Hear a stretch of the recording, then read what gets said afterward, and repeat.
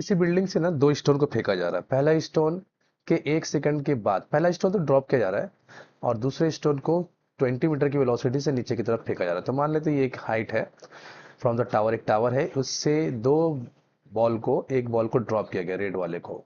तो इसका initial velocity 0 है, तो ये नीचे की तरफ गिर रहा है। उसके 1 सेकंड के बाद एक दूसरा बॉल को नीचे फेंका गया है, इसको इसका लेकिन इनिशियल वेलोसिटी 20 मीटर पर सेकंड है, 20 की स्पीड से फेंका गया, ये भी नीचे उतर रहा है। तो पूछ रहा है कि कितनी देर के बाद ब्लू बॉल रेड बॉल को ओवरटेक कर लेगा। तो ऑब्वियसली ओवरटेक करने के लिए हम जानते हैं कि कंडीशन होना चाहिए कि दोनों का डिस्टेंस सेम होना चाहिए। तो मान लेते डी। तो डिस्टेंस जो रेड बॉल का जो डिस्टेंस होगा वही डिस्टेंस किसका होना चाहिए, वही डिस्टेंस ब्लू बॉल का होना चाहिए, ठीक।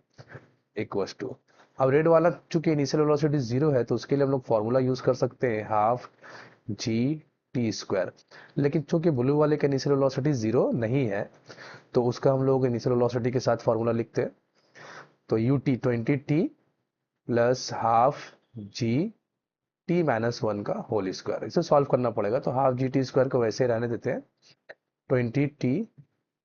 और अच्छा, ये टी नहीं होगा क्योंकि सेकंड बॉल t-1 सेकंड, तो यहाँ भी t-1 होना चाहिए, t-1।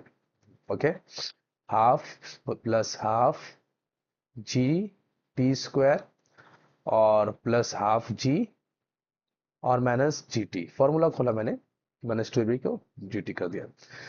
ये वाला पार्ट और ये वाला पार्ट कैंसिल हो जाएगा। यहाँ से हम लोग को मिलेगा 0 equals to 20t minus 20 plus इससे मिलेगा 5 और माइनस 10t। ये हो गया 15 माइनस 15, तो उधर कर लेते हैं, और ये हो गया 10t क्योंकि 20 माइनस 10, और यहाँ से हम लोग को टी का वैल्यू मिलने वाला है 1.5 सेकंड। तो मतलब 1.5 सेकंड के बाद ये दोनों एक दूसरे को ओवरटेक कर लेगा। लेकिन डिस्टेंस पूछा गया, तो डिस्टेंस मेरे ख्याल से इससे निकाल लेना ज़्यादा आसान होगा। देयरफॉर डिस्टेंस कितनी दूर के बाद ओवरटेक होगा, तो हाफ 10 और 1.5 मतलब 3/2 का स्क्वायर मतलब 9/4। तो 90 बाई, अच्छा पहले काट लेते हैं इसको, 5 तो 45/4, 45/4 का हाफ 12.45/4 ना, तो 45/4 को अगर डिवाइड करते हैं तो लगभग आएगा 45 इंटू 11.25। चलो मतलब ये वाला ऑप्शन होगा सी।